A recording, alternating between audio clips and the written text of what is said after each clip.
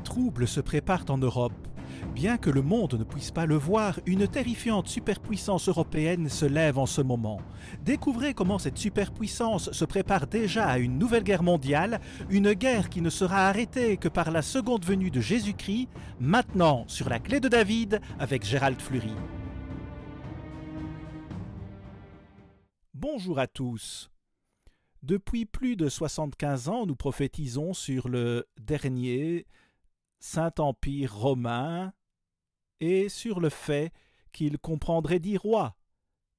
10 rois ou 10 nations ou groupes de nations, lorsque Jésus-Christ reviendra sur cette terre. 10 rois s'élèvent sur la scène mondiale en ce moment même où je vous parle, et la moitié de ces 10 rois se sont déjà levés. Ils sont un signe de la seconde venue de Jésus-Christ, et nous devons donc être très inquiets à ce sujet. Ils seront détruits lors de la seconde venue de Jésus-Christ, mais il y aura une destruction massive avant cela, si ce monde occidental ne se repent pas de ses péchés et n'écoute pas le message que Dieu lui envoie. Les rois sont un signe, le signe de la seconde venue du Christ. Le temps est très court. Regardez Apocalypse 17 et le verset 12. Voici ce qui est dit. « Les 10 cornes que tu as vues sont 10 rois, qui n'ont pas encore reçu de royaume, mais qui reçoivent autorité comme rois pendant 1 heure avec la bête. » Ce sera une courte période. Verset 13. Ils ont un même dessein, et ils donnent leur puissance et leur autorité à la bête. Ils combattront contre l'agneau, c'est-à-dire Jésus-Christ, et l'agneau les vaincra, parce qu'il est le Seigneur des seigneurs et le Roi des rois, et les appelés, les élus et les fidèles qui sont avec lui les vaincront aussi. Alors, sur ces 10 rois, 5 sont déjà ressuscités. Je vais vous montrer cela aujourd'hui, et je vous dis qu'il s'agit d'une prophétie majeure concernant la meilleure nouvelle que vous puissiez jamais entendre. Nous avons besoin que Jésus-Christ revienne sur cette terre avant que toute vie humaine ne soit détruite par des bombes nucléaires et des armes de destruction massive. Mais nous n'avons que peu de temps devant nous, et Dieu dit que le Christ est le Seigneur des seigneurs et le Roi des rois. Qui sont ces rois et ces seigneurs sous lui, qui reviennent avec lui, qui sont choisis, fidèles et appelés? Qui sont-ils? Eh bien, ce sont les prémices qui sont appelées à sortir du monde avant le retour de Jésus-Christ et à délivrer son message. Et s'ils le font, ils seront faits rois et sacrificateurs sur le trône de David avec Jésus-Christ lui-même. C'est une chose à laquelle il faut vraiment réfléchir. Alors, je pense donc qu'il faut dire que nos dirigeants ont oublié les promesses qu'ils avaient faites après la Seconde Guerre mondiale. Ils ne s'en sont tout simplement pas souvenus. Pourtant, l'Allemagne a une longue histoire de déclenchement de guerre, ce qui n'est pas difficile à prouver non plus. Je voudrais vous lire une citation que nous vous avons déjà lue pour montrer que les gens ont oublié ce qu'ils ont dit après la Seconde Guerre mondiale, en particulier les dirigeants. Voici ce qu'a dit Winston Churchill dans un document signé avec Franklin Roosevelt après la Seconde Guerre mondiale. « Notre objectif inflexible est de détruire le militarisme allemand et le nazisme et de faire en sorte que l'Allemagne ne soit plus jamais en mesure de troubler la paix du monde. » Qui parle ainsi aujourd'hui? Quelqu'un en parle-t-il aujourd'hui? Eh bien, je peux vous dire qu'il y avait une époque où l'on considérait toujours cela. En 1970, il s'en souvenait encore très clairement.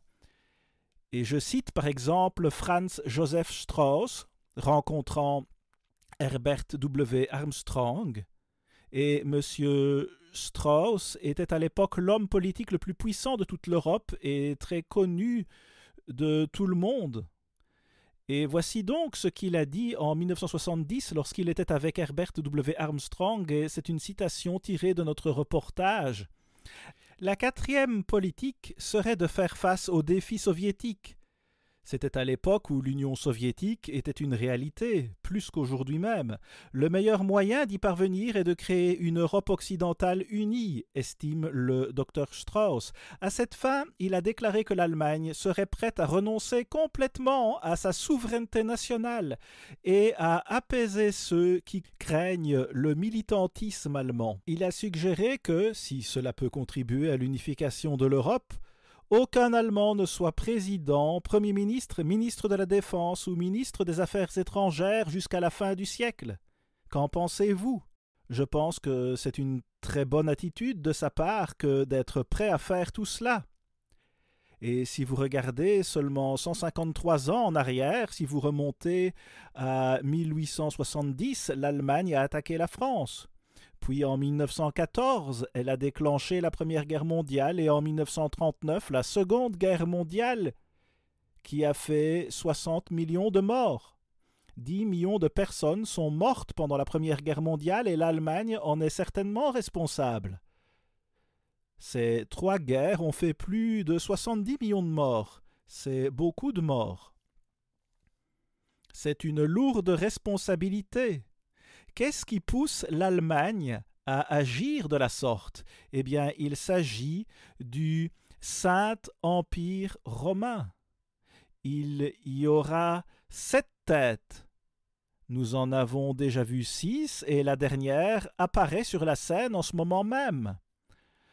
Voyons donc ce qui a été dit en 1970 et réfléchissons-y un instant parce qu'aujourd'hui nous nous sommes rapprochés de l'Allemagne d'une manière incroyable parce que nous lui avons même donné des bombes nucléaires. Qui a déjà vu pareille chose? Confier des bombes à quelqu'un qui a une telle histoire. Ne trouvez-vous pas cela extrêmement stupide? Et nous leur avons même vendu des avions, des chasseurs pour transporter ces bombes. C'est la réalité. Je ne vous dis rien que personne d'autre ne devrait savoir. C'est la réalité. Permettez-moi de vous montrer quelque chose qui devrait déranger tout le monde, en particulier dans le monde occidental, mais aussi dans le monde entier. Même dans le monde entier. Voici un article sur l'armée allemande qui déclare « Avec la subordination de la 13e brigade légère néerlandaise, toutes les brigades de l'armée de campagne néerlandaise seront subordonnées aux divisions de l'armée allemande. Eh bien, dites donc, non seulement la Hollande entre en scène avec son armée, mais elle est subordonnée aux Allemands. » Est-ce que cela dérange quelqu'un? Cela le devrait. Et voici une autre déclaration de l'armée allemande. L'excellente coopération entre les forces armées allemandes et néerlandaises est considérée comme un exemple spécial d'une politique européenne commune et étroite en matière de sécurité et de défense. C'est l'armée allemande qui le dit. L'ensemble des forces terrestres néerlandaises est désormais sous commandement allemand. Ils poursuivent en disant qu'il s'agit d'un exemple spécial. Qu'entendent-ils par là? Eh bien, cela signifie que c'est ainsi qu'ils veulent que les choses se passent avec les autres nations si elles veulent être membres du riche Saint-Empire romain dirigé par l'Allemagne. Cela vous donne-t-il l'impression que l'Allemagne est peut-être beaucoup plus agressive que ce que nous voulons qu'elle soit? Eh bien, selon nos dirigeants, à la fin de la Seconde Guerre mondiale, ce qui se passe avec la Hollande et ce qu'ils font serait une grave erreur.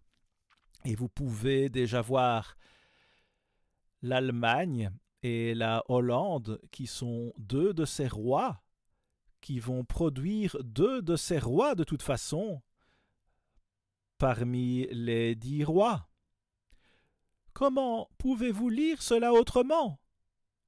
Toute la force terrestre de la Hollande est maintenant sous commandement allemand et ils disent c'est un exemple spécial parce que nous nous attendons à ce que tous les autres suivent cet exemple et c'est ainsi que le Saint-Empire romain va être construit.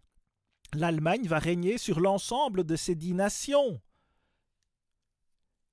Les versets 5 à 7 d'Ésaïe 10 vous le disent, en parlant de la Syrie qui est le nom de l'ancienne Allemagne.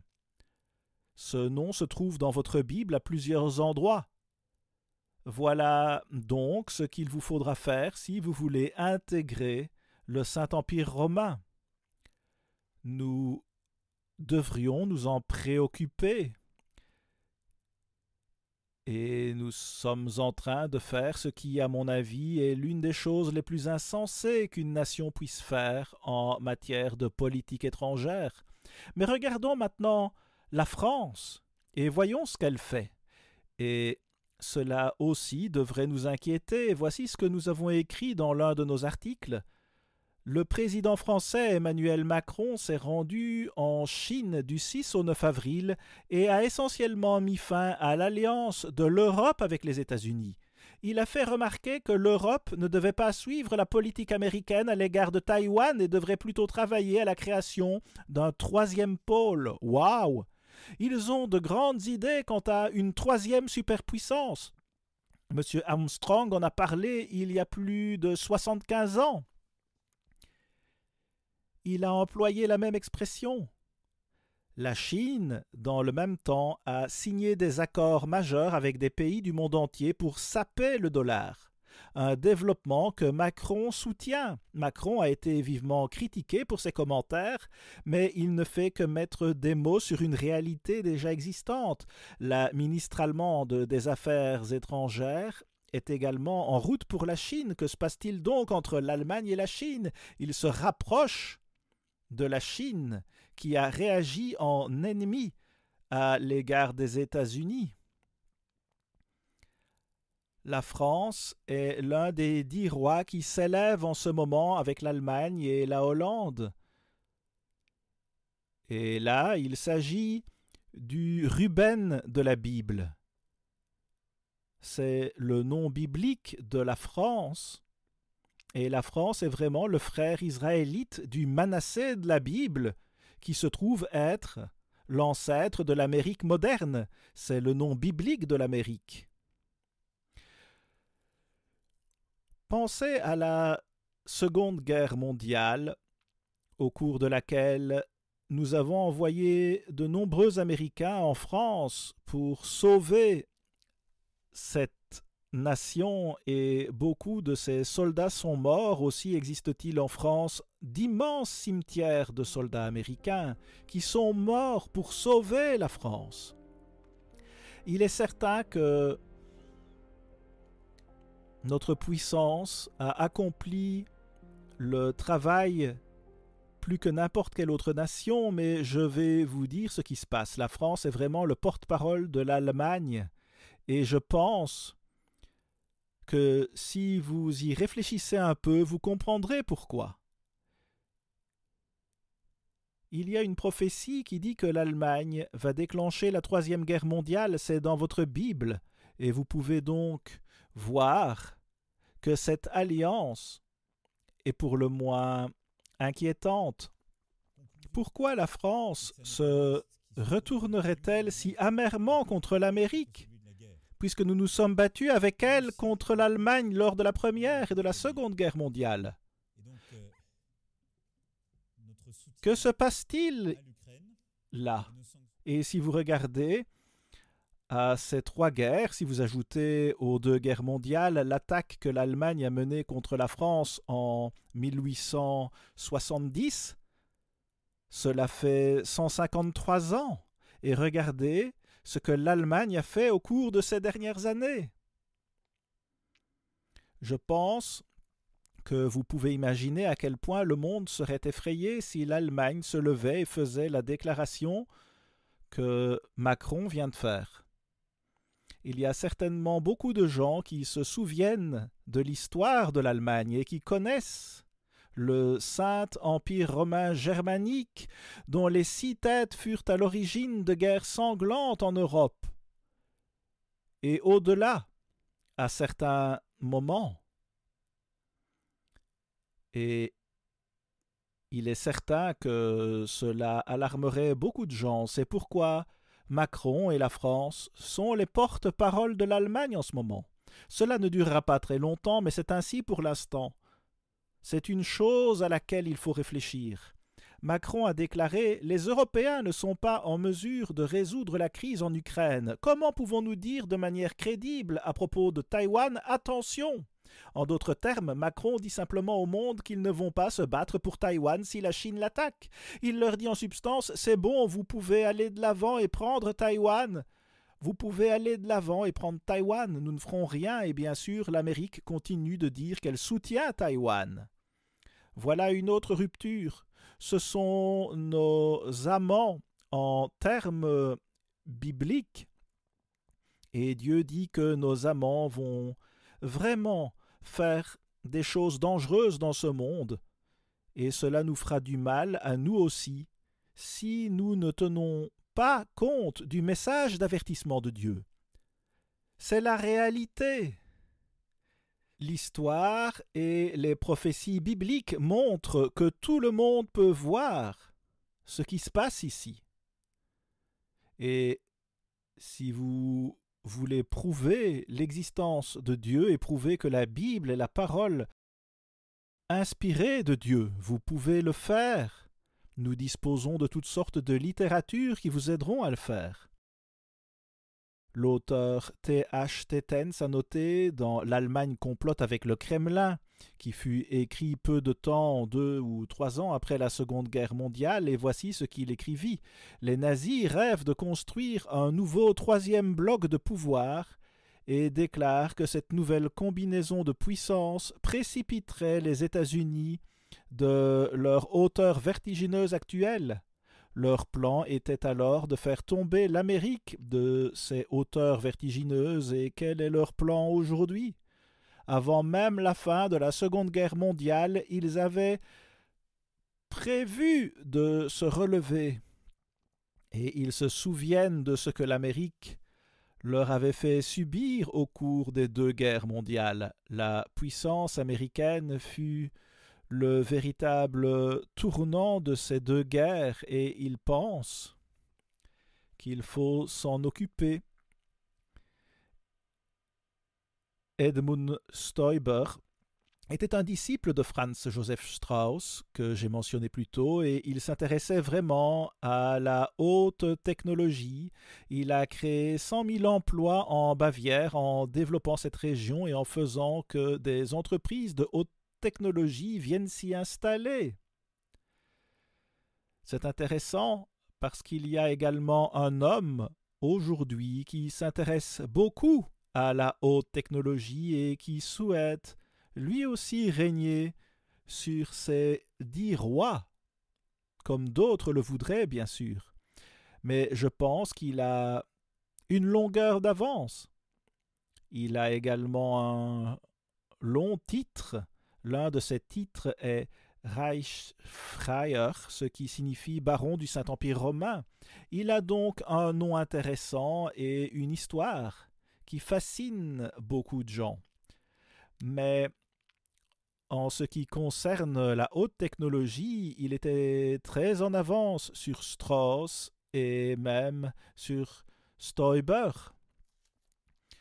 Remarquez ce qu'il fait. Le 24 mars, M. Gutenberg a participé à une autre réunion avec Athos, un acteur mondial de premier plan de la transformation numérique. Il avait été invité par l'ancien chancelier autrichien Alfred Gusenbauer, un critique de la Russie qui a des liens commerciaux avec ce pays.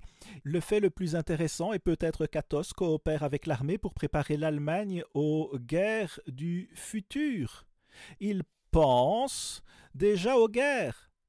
Je ne pense pas qu'il soit nécessaire d'en dire plus, mais il travaille même sur la capacité de lancer 12 grands drones ou ou 50 petits, uniquement par le biais de la haute technologie et sans hommes à bord, mais ils pourraient certainement placer des bombes nucléaires ou des armes biologiques dans ces drones, et c'est ce que nous voyons aujourd'hui. Et vous devez lire Ézéchiel 7, verset 14, qui dit « On sonne de la trompette, tout est prêt, mais personne ne marche au combat. Ne s'agit-il pas de la guerre numérique ou de l'intelligence artificielle? C'est bien de cela qu'il s'agit. » Je dois me dépêcher pour m'assurer de parler de tout, mais Elon Musk lui-même dit que la guerre et l'intelligence artificielle pourraient très bien détruire toute la civilisation. Parce qu'on ne les comprend pas vraiment. C'est tellement compliqué de prendre une centaine d'ordinateurs, de les combiner et de voir ce qu'on peut en faire. Mais les gens ne comprennent même pas l'esprit humain. Comment peuvent-ils comprendre quelque chose comme ça? Nous devrions recevoir l'aide de Dieu. Alors, il y a l'Autriche, et M. Gutenberg connaît très bien deux chanceliers autrichiens, et il a été très proche de celui qui a précédé l'actuel chancelier. Et bien sûr, vous connaissez Otto von Habsburg, et vous savez à quel point il a travaillé. Il est aujourd'hui décédé, mais il a passé pratiquement toute sa vie, y compris ces dernières années, à aider le Saint-Empire romain à s'élever sur cette terre. Il pensait que c'était essentiel pour la paix mondiale. Mais il va perturber la paix mondiale, tout comme l'Allemagne l'a fait dans le passé.